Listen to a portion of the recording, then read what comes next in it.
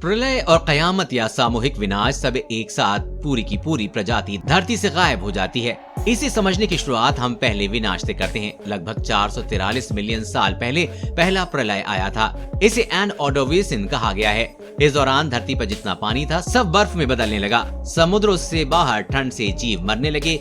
इस दौरान लगभग 86 प्रजातियां खत्म हो गयीं। जो बाकी रही उन्होंने नए क्लाइमेट के अनुसार खुद को ढाल लिया। साल 2017 के करंट बायोलॉजी जर्नल में इस बारे में विस्तार से बताया गया है। दूसरी बार प्रलय लगभग 359 से 380 मिलियन साल पहले आया। एकदम पक्का अंदाजा वैज्ञानिकों को भी नहीं है। इसे एन डिवोनियन कहा गया। धरती पर ज्वालामुखियों के अचानक एक्टिव होने से ऑक्सीजन का स्तर कम होने लगा और स्पीशीज खत्म होने लगे।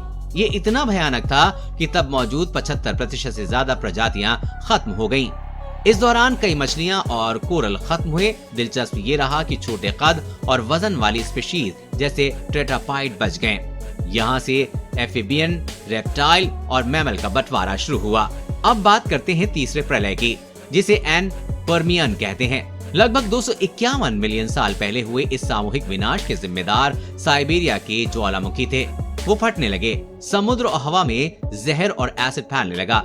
यहाँ तक कि ओजोन की परत भी फट गई। इससे खतरनाक यूवी किरण निकली। इसी दौरान निकले रेडिएशन से जंगल जलकर खत्म हो गए। इस दौरान को चारकोल गैप भी कहा जाता है। तब फंगस के अलावा ज्यादातर प्रजातियां खत्म हो गयीं।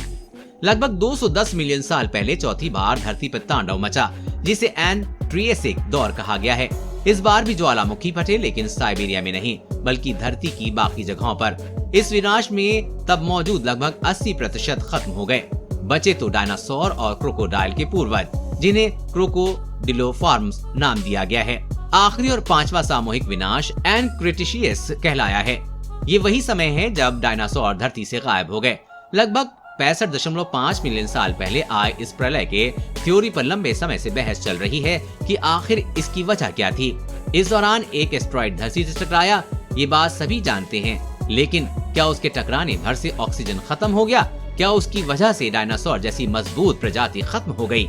वजहों पर बहस करने के बीच ये बात भी सबने मानी है कि वातावरण में कार्बन डाइऑक्साइड बढ़ा और ऑक्सीजन का स्तर एकदम नीचे चला गया। इस दौरान 76 प्रजातियां मर गईं। अब बारी आती है छठवें विनाश की, जिसकी बात साइंटिस्ट करने लगे हैं।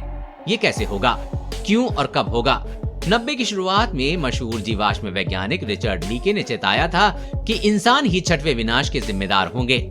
यहाँ याद दिला दें कि इससे पहले आ चुकी पांचों की पांचों आपदाएं प्राकृतिक थीं, किसी जीव जंतु की वजह से नहीं। लेकिन इस बार खतरा ज्यादा है क्योंकि इंसानी एक्टिविटी धरती पर ऑक्सीजन कम कर रही है। देश और दुनिया की हर अपडेट पाने के लिए चैनल को सब्सक्राइब करें।